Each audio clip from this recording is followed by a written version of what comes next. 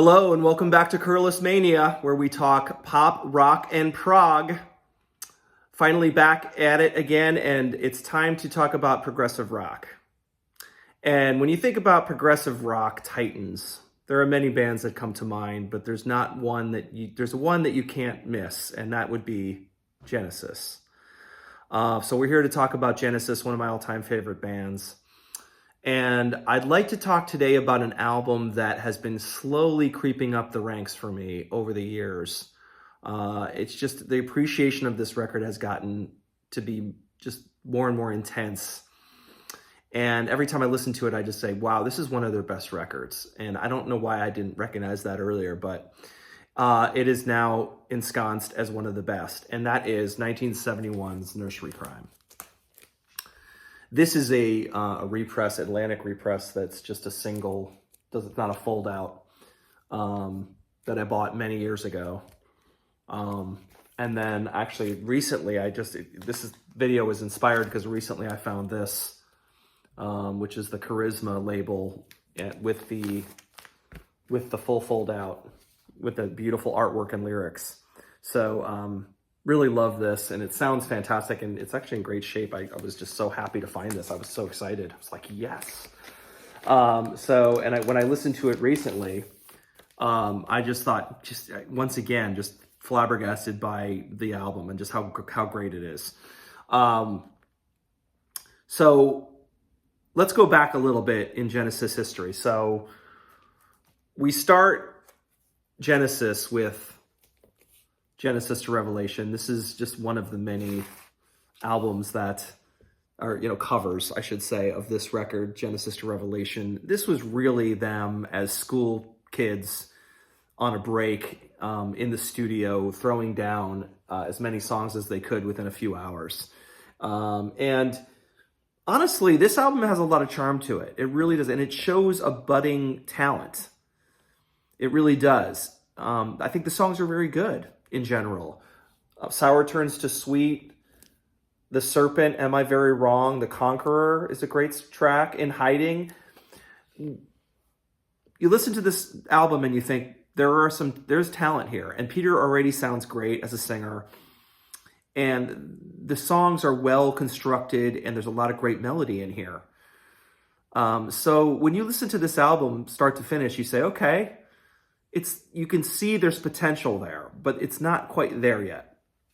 And I think everyone would agree with that. It's a great first record. It's a great first attempt, but everything hasn't flowered yet. And then we move on to 1970 with Trespass.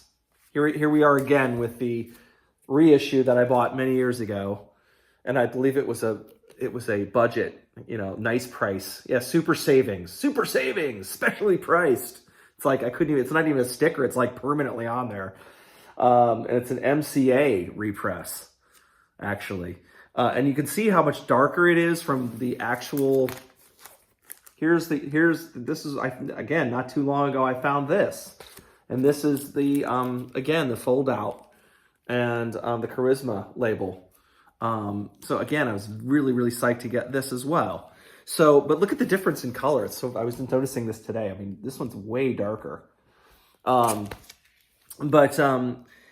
This is quite a step up from Genesis to Revelation.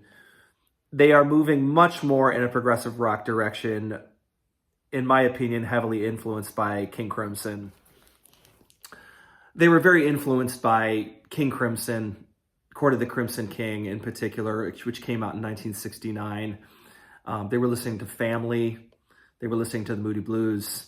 There was a lot of different bands that they were listening to, which were influencing them at the time. And they thought, you know what? We did this pop thing, but we're more interested in being adventurous and doing longer tracks with a little more complicated changes and maybe time signatures and things like that. However, they're still in their nascent stage. They're still striving towards something rather than achieving it on this record, in my opinion. I mean, The Knife is a great track. The Knife feels pretty well fully formed. I think they played it live quite a bit before they recorded it, so that may have something to do with it. Of course, this is Anthony Phillips' last record with them, and which is kind of sad because he really was a prime mover in this band, and he wrote a lot of material, and he was, from what I have read, he was one of the main guys pushing the band to achieve more. He was kind of a leader, and when he ended up leaving the band after this album, they were not sure if they were going to continue because he was really one of the main, that's how much of a leader he was in this band. They were like, I don't know if we're going to continue without him. And so it took them a while to readjust after he left and think, okay, we're going to continue. Apparently Richard McPhail, who worked with them, said, there's no way you guys are stopping. Come on, you guys got something going on here. This is special.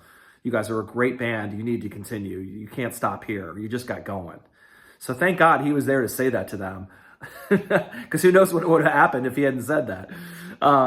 So they decide that since Anthony Phillips has left, they need to find a new guitar player. Tony Banks, in long discussions after his departure, said, okay, well, if we're going to find a new guitar player, we're also going to need a new drummer. Because the drumming on this album, he is absolutely right. You listen to this and John Silver, I believe, is the drummer on this, and he's competent, but I wouldn't say it's great drumming. And they used to say they had to teach him the parts for him to get it.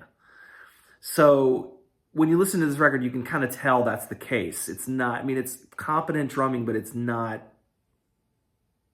over the top. It's not super confident. And it kind of drags the album down a little bit.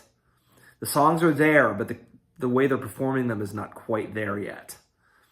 So we get to 1971. They say, okay, we're going to find a new guitarist and a new drummer. Making a long story short, they find Phil Collins pretty quickly during drummer rehearsal. They actually do a tryout for drummers. He shows up and he gets the job pretty quickly. According to Peter Gabriel, he said as soon as he sat down at the kit, he knew this was the guy. And I think with drumming, I was thinking about this. I'm sure you know pretty fast when a drummer sits down and starts playing. Geddy Lee says this in his book about Neil Peart as well, that as soon as he started playing, he knew he was the guy. And I think you kind of get a feel for a drummer and his confidence level and the way his proficiency pretty quickly. And this was the case with Phil Collins, and Peter Gabriel was sold on Phil very fast. And sure enough, he becomes the drummer, and they start performing as a four-piece. They had live dates to Phil, so Phil jumps in, and they start playing as a four-piece. And immediately, everything musically is lifted, because Phil is a fantastic drummer. So everything is just goes up a level, and they start writing new material, in particular Musical Box, which I believe was already being worked on when Phil joined the band. But then when Phil joined, he started playing along and maybe having some arrangement ideas as well, and really lifted the song to another level. And that became the new centerpiece live, was Musical Box, which before I think it had been Stagnation and the Knife on this, were sort of the epics on this. And they took Stagnation to a different level, and it became Musical Box. And Steve was found on the back pages of a music magazine. I don't know if it was like NME or Sounds or something like that, where the musicians would put ads in the back. And Peter Gabriel saw his ad, and they went and visited him, and they liked what they heard, and he became the guitar player. So now they have a new fantastic guitar player in Steve Hackett and a new fantastic drummer in Phil Collins. So the whole enterprise has been upgraded by a lot. So by the time they get to recording this album, they are firing on all cylinders. And this, in my opinion, is, every step of the way. Okay, step one, they get off the mark. They get off the starting block here.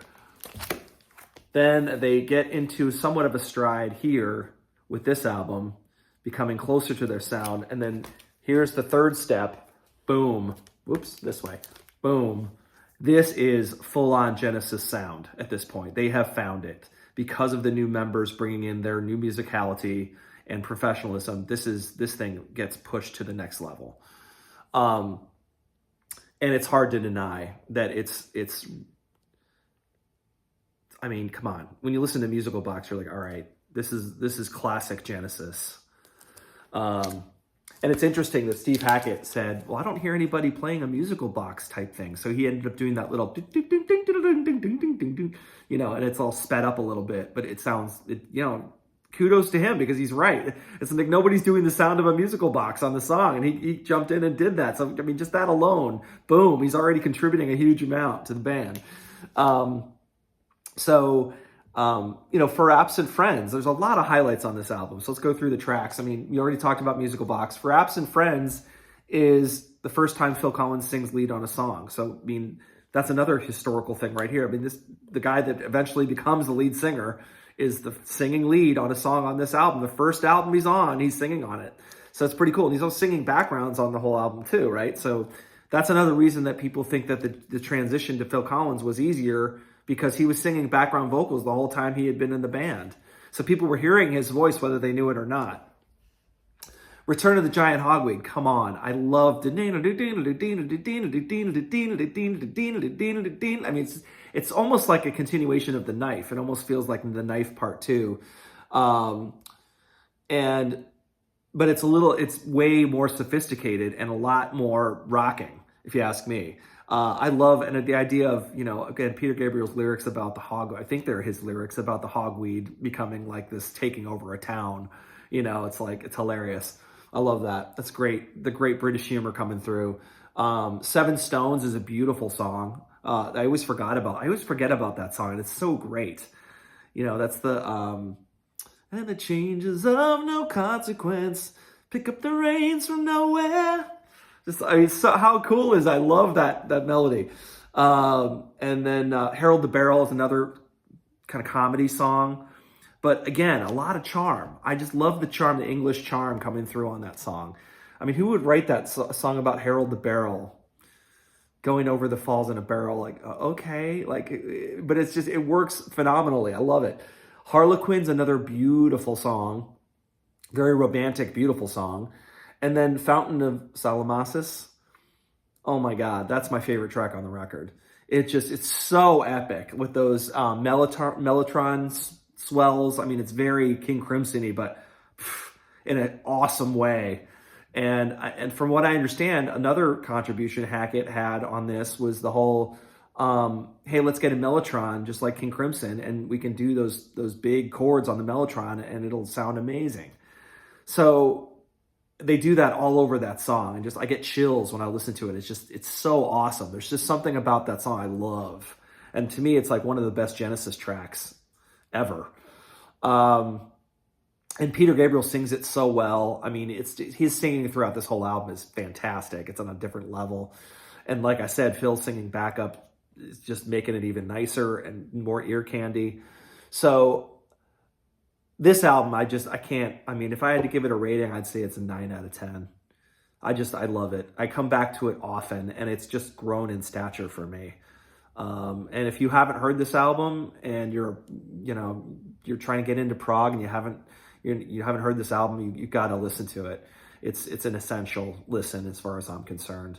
And I think most people, it's funny, when I've seen rankings online and stuff, most people are ranking this higher and higher. People are realizing how good this album is.